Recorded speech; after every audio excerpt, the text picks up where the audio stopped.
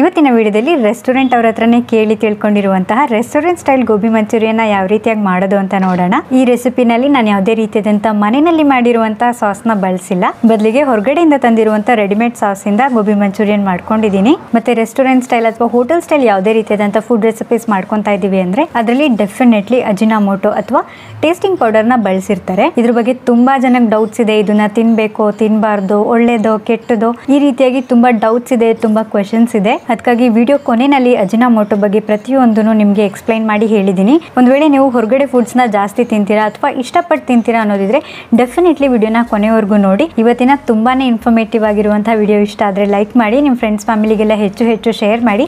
ನಮ್ಮ ಚಾನಲ್ನಲ್ಲಿರುವಂತಹ ಎಲ್ಲ ರೆಸಿಪೀಸ್ನು ಚೆಕ್ ಮಾಡಿ ನೋಡಿ. ಒಂದು ವೇಳೆ ನಿಮಗೆ ನಮ್ಮ ಚಾನಲ್ ಇಷ್ಟ ಆಗ್ತಿದೆ ಅನ್ನೋದಿದ್ರೆ ಈ ಕೂಡಲೇ ಕೆಳಗಡೆ ಕಾಣ್ತಿರೋ ರೆಡ್ ಕಲರ್ ಸಬ್ಸ್ಕ್ರೈಬ್ ಬಟನ್ನ ಪ್ರೆಸ್ ಮಾಡಿ ಸಬ್ಸ್ಕ್ರೈಬ್ ಮಾಡ್ಕೊಳ್ಳಿ. ಮತ್ತೆ ಪಕ್ಕದಲ್ಲೇ ಇರೋ ಬೆಲ್ ಐಕನ್ನ ಪ್ರೆಸ್ ಮಾಡಿ ಆಲ್ ಅಂತ ಟ್ಯಾಪ್ ಮಾಡೋದನ್ನ ಮಾತ್ರ ಮರಿಬೇಡಿ. ಬನ್ನಿ ಇವತ್ತಿನ ರೆಸ್ಟೋರೆಂಟ್ ಸ್ಟೈಲ್ ಗೋಬಿ ಮಂಚೂರಿಯನ್ ಯಾವ ರೀತಿಯಾಗಿ ಮಾಡ್ಕೊಳ್ಳೋದು ಅಂತ ನೋಡ್ಕೊಂಡು ಬರೋಣ. ಮೊದಲಿಗೆ 1 kg ಹೂಕೋಸ್ ತಗೊಂಡಿದ್ದೀನಿ. ಈ ಹೂಕೋಸ್ನಲ್ಲಿ ಹುಳಗಳಿರುತ್ತೆ ಮತ್ತು ಬೆಳಿಬೇಕಾದ್ರೆ ಕೆಮಿಕಲ್ಸ್ ಫರ್ಟಿಲೈಸರ್ಸ್ ಎಲ್ಲ ಯೂಸ್ ಮಾಡಿರ್ತಾರೆ. ಅದಕ್ಕಾಗಿ ಹೂಕೋಸನ್ನ ಅಡುಗೆಗೆ ಬಳಸ್ಕೊಳ್ಳೋಕ್ಕೂ ಮುನ್ನ ಸ್ವಲ್ಪ ಉಪ್ಪು ಮತ್ತು ಬಿಸಿನೀರನ್ನ ಹಾಕಿಬಿಟ್ಟು ನೆನೆಯೋಕೆ ಇಡಬೇಕಾಗುತ್ತೆ. ಒಂದು 10 ರಿಂದ 15 ನಿಮಿಷ ಇಟ್ಟರೆ ಸಾಕು. ಒಂದೊಂದೇ ಸಿಂಗಲ್ ಹೂನ ಬಿಡಿಸಿಟ್ಕೊಂಡಿದ್ದೀನಿ. ತುಂಬ ಸಣ್ಣದಾಗೂ ಕೂಡ ಕಟ್ ಮಾಡ್ಕೋಬೇಡಿ, ಯಾಕಂದರೆ ಇದು ಎಣ್ಣೆಯಲ್ಲಿ ಫ್ರೈ ಮಾಡಿದ್ಮೇಲೆ ಇನ್ನೂ ಸಣ್ಣ ಆಗಿಬಿಡುತ್ತೆ. ಒಂದು 15 ನಿಮಿಷ ಆದಮೇಲೆ ನೀರನ್ನೆಲ್ಲ ತೆಗೆದುಬಿಟ್ಟು ಇದಕ್ಕೆ ನಾನು 2 ಸ್ಪೂನ್ನಷ್ಟು ಕಾರ್ನ್ಫ್ಲೋರ್ ಹಾಕ್ಕೋತಾ ಇದ್ದೀನಿ. ಮತ್ತು ಒಂದು 4 ರಿಂದ 5 ಚಮಚದಷ್ಟು ಮೈದಾ ಹಿಟ್ಟು ಹಾಕ್ಕೊಂಡಿದ್ದೀನಿ.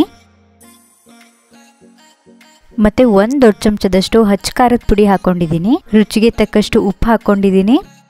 ಮತ್ತು 2 ರಿಂದ 3 ಚಿಟಿಕೆಯಷ್ಟು ಟೇಸ್ಟಿಂಗ್ ಪೌಡರ್ ಅಥವಾ ಅಜಿನೋಮೋಟೋನ ಹಾಕೋತಾ ಇದ್ದೀನಿ. ಇದ್ರ ಬಗ್ಗೆ ವಿಡಿಯೋ ಕೊನೆಯಲ್ಲಿ ಹೇಳಿದ್ದೀನಿ, ಸೊ ಎಲ್ಲೂ ಸ್ಕಿಪ್ ಮಾಡಿದಿರೋ ಪೂರಾ ವಿಡಿಯೋ ನೋಡಿ. ಹಿಟ್ಟೆಲ್ಲ ಗೋಬಿ ಜೊತೆ ನೀಟಾಗಿ ಮಿಕ್ಸ್ ಆಗೋ ರೀತಿ ಮೊದಲೊಮ್ಮೆ ಡ್ರೈ ಮಿಕ್ಸ್ ಮಾಡ್ಕೊತಾ ಇದ್ದೀನಿ. ನಂತರ ಸ್ವಲ್ಪನೇ ನೀರು ಹಾಕೊತಾ ಇದನ್ನು ಮಿಕ್ಸ್ ಮಾಡ್ತಾ ಹೋಗ್ತೀನಿ. 1 ಲೇಯರ್ ಹಿಟ್ಟು ಗೋಬಿ ಮೇಲೆ ಕುತ್ಕೋಬೇಕು, ಆ ರೀತಿಯಾಗಿ ಇದನ್ನು ನೀರು ಹಾಕ್ಕೊಂಡು ಮಿಕ್ಸ್ ಮಾಡ್ಕೊಳ್ಳಿ. ಸ್ವಲ್ಪನೇ ನೀರು ಹಾಕ್ಕೊತ ನೀಟಾಗಿ 1 ಲೇಯರ್ ಕೋಟ್ ಮಾಡ್ಕೊಂಡಿದ್ದೀನಿ. ಇದನ್ನು ಡೈರೆಕ್ಟಾಗಿ ಎಣ್ಣೆಗೆ ಹಾಕೋದೆ, ಇದನ್ನು ನೆನೆಯೋಕೆ ಇಡಬೇಕು ಆ ಥರ ಎಲ್ಲ ಏನಿಲ್ಲ. ಮತ್ತು 1 ಚಮಚದಷ್ಟು ಕಾರ್ನ್ಫ್ಲೋರ್ಗೆ ಒಂದು 4-5 ಚಮಚದಷ್ಟು ನೀರನ್ನ ಹಾಕಿ ನೀಟಾಗಿ ಒಂಚೂರು ಗಂಟಿಲ್ದಲ್ಲೇ ಇರೋ ರೀತಿ ಮಿಕ್ಸ್ ಮಾಡಿ ಇಟ್ಕೊಂಡಿದ್ದೀನಿ.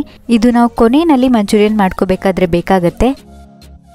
ಎಣ್ಣೆ ಕಾದ ನಂತರ ಒಂದೊಂದೇ ಗೋಬಿನ ಎಣ್ಣೆಗೆ ಹಾಕ್ಕೊಂಡು ನೀಟಾಗಿ ಡೀಪ್ ಫ್ರೈ ಮಾಡ್ಕೋಬೇಕಾಗತ್ತೆ. ನಾವು ಒಮ್ಮೆಲೆ ಜಾಸ್ತಿ ಗೋಬಿನ ಫ್ರೈ ಮಾಡ್ಕೊತಾ ಇರೋದ್ರಿಂದ ಎಣ್ಣೆದು ಹೀಟ್ ಕಮ್ಮಿ ಆಗುತ್ತೆ. ಅದಕ್ಕಾಗಿ ಹೈ ಫ್ಲೇಮ್ನಲ್ಲೇ ಇದನ್ನು ಫ್ರೈ ಮಾಡ್ಕೊಳ್ಳಿ. ಗೋಬಿದು ಹಸಿ ವಾಸನೆ ಎಲ್ಲ ಹೋಗಬೇಕಾಗತ್ತೆ, ಅಷ್ಟು ಚೆನ್ನಾಗಿ ಇದನ್ನು ನೀವು ಡೀಪ್ ಫ್ರೈ ಮಾಡ್ಕೋಬೇಕಾಗತ್ತೆ. ಮತ್ತು ಇದು ಎಣ್ಣೆಯಲ್ಲಿ ನೀಟಾಗಿ ಫ್ರೈ ಮಾಡಿದ ನಂತರ ಇದು ಪೂರಾ ಸಣ್ಣ ಆಗಿಬಿಡುತ್ತೆ. ಅದಕ್ಕಾಗಿ ನೀವು ಸ್ಟಾರ್ಟಿಂಗ್ನಲ್ಲಿ ಸಣ್ಣ ಹೂನ ಕಟ್ ಮಾಡ್ಕೋಬೇಡಿ, ಸ್ವಲ್ಪ ದಪ್ಪಗೆ ಇರಲಿ. ಇದಿವಾಗ ರೆಡಿ ಆಗಿದೆ, ಎಣ್ಣೆಯಿಂದ ತೆಕ್ಕೊತಾ ಇದ್ದೀನಿ. ಇದೇ ಪ್ರೊಸೀಜರ್ನಲ್ಲಿ ಎಲ್ಲ ಗೋಬಿನೂ ಕೂಡ ಡೀಪ್ ಫ್ರೈ ಮಾಡ್ಕೊತೀನಿ. ಮತ್ತು ತುಂಬ ಜನ ಕ್ರಿಸ್ಪಿ ಆಗಬೇಕು ಅಂತ ಹೇಳಿ 2 ಸರಿ ಕೂಡ ಫ್ರೈ ಮಾಡ್ಕೋತಾರೆ. ನಿಮಗೆ ಯಾವ ರೀತಿ ಆಗಬೇಕು ಆ ಥರ ಮಾಡ್ಕೊಳ್ಳಿ. ಇವಾಗ ಒಂದು ಪ್ಯಾನ್ನಲ್ಲಿ 2 ದೊಡ್ಡ ಚಮಚದಷ್ಟು ಎಣ್ಣೆ ಹಾಕ್ಕೊಂಡಿದ್ದೀನಿ. ಎಣ್ಣೆ ಸ್ವಲ್ಪ ಬಿಸಿ ಆದ ನಂತರ ಇದಕ್ಕೆ 8 ರಿಂದ 9 ಬೆಳ್ಳುಳ್ಳಿ ಹೆಸಳನ್ನ ಸಣ್ಣದಾಗಿ ಕಟ್ ಮಾಡಿ ಹಾಕ್ಕೊಂಡಿದ್ದೀನಿ. ಮತ್ತು ಅರ್ಧ ಈರುಳ್ಳಿನ ದಪ್ಪ ಕಟ್ ಮಾಡಿ ಹಾಕ್ಕೊಂಡಿದ್ದೀನಿ. ಮತ್ತು 2 ಮೆಣಸಿನ್ಕಾಯಿನ ಸಣ್ಣದಾಗಿ ಕಟ್ ಮಾಡಿ ಹಾಕ್ಕೊಂಡಿದ್ದೀನಿ. 1/4 ಭಾಗದಷ್ಟು ದಪ್ಪ ಮೆಣಸಿನ್ಕಾಯಿ ಕೂಡ ಹಾಕ್ಕೊಂಡಿದ್ದೀನಿ.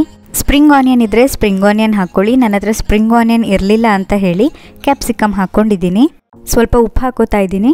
ಈ ರೆಸಿಪಿನಲ್ಲಿ 3 ಸರಿ ಉಪ್ಪು ಬಳಸಿದ್ದೀನಿ, ಅದಕ್ಕಾಗಿ ನೋಡಿಕೊಂಡು ಸ್ವಲ್ಪ ಉಪ್ಪು ಹಾಕ್ಕೊಳ್ಳಿ. ಇದು ಚೆಂದ ಫ್ರೈ ಆದ ನಂತರ 2 ಸ್ಪೂನಷ್ಟು ಸೋಯಾ ಸಾಸ್ ಹಾಕ್ಕೊಂಡಿದ್ದೀನಿ. ಮತ್ತು 2 ಸ್ಪೂನಷ್ಟು ಟೊಮ್ಯಾಟೊ ಕೆಚಪ್ ಹಾಕೋತಾ ಇದ್ದೀನಿ. ಒಂದು ವೇಳೆ ನಿಮ್ಮ ಹತ್ರ ರೆಡ್ ಚಿಲ್ಲಿ ಸಾಸ್ ಇತ್ತು ಅನ್ನೋದಿದ್ರೆ 2 ಸ್ಪೂನಷ್ಟು ರೆಡ್ ಚಿಲ್ಲಿ ಸಾಸ್ ಹಾಕ್ಕೊಳ್ಳಿ. ಇಲ್ಲದಿದ್ದವರು ಸ್ವಲ್ಪ ಅಚ್ಚ ಖಾರದ ಪುಡಿ ಹಾಕ್ಕೊಳ್ಳಿ.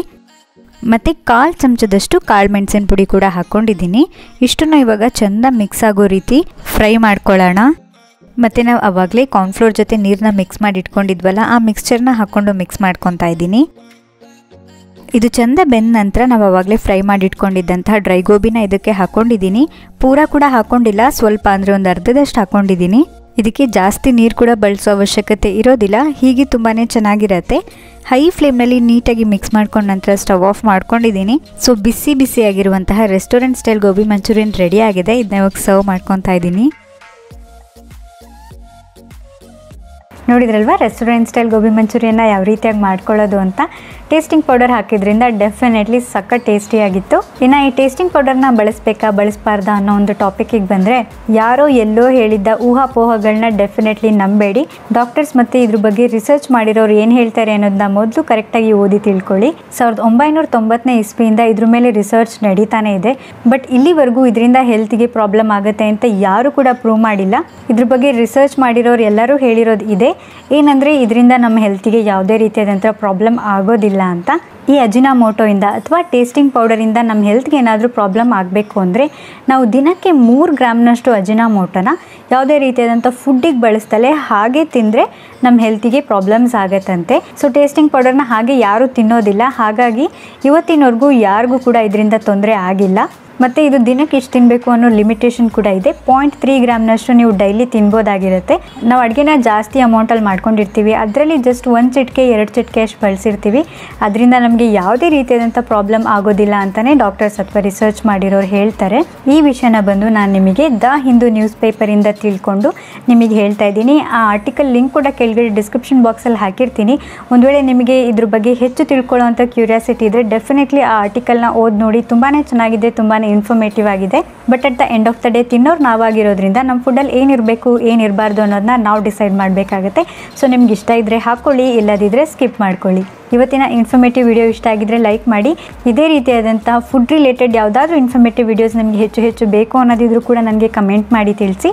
ಮತ್ತು ಹೊರಗಡೆ ತಿನ್ನೋರಿಗೆಲ್ಲ ಈ ವಿಡಿಯೋಸ್ ತುಂಬ ಯೂಸ್ ಆಗ್ಬೋದು. ಹೆಚ್ಚು ಶೇರ್ ಮಾಡಿ. ನೀವಿನ್ನೂ ನಮ್ಮ ಚಾನಲ್ಗೆ ಸಬ್ಸ್ಕ್ರೈಬ್ ಆಗಿಲ್ಲ ಅನ್ನೋದಿದ್ದರೆ ಈ ಕೂಡಲೇ ಸಬ್ಸ್ಕ್ರೈಬ್ ಮಾಡ್ಕೊಳ್ಳಿ. ನಾನು ನಿಮಗೆ ಸಿಗ್ತೀನಿ ಮತ್ತೊಂದು ಸೂಪರ್ ಡೂಪರ್ ರೆಸಿಪಿ ಜೊತೆ. ಅಲ್ಲಿವರೆಗೂ ಹ್ಯಾಪಿ ಕುಕಿಂಗ್.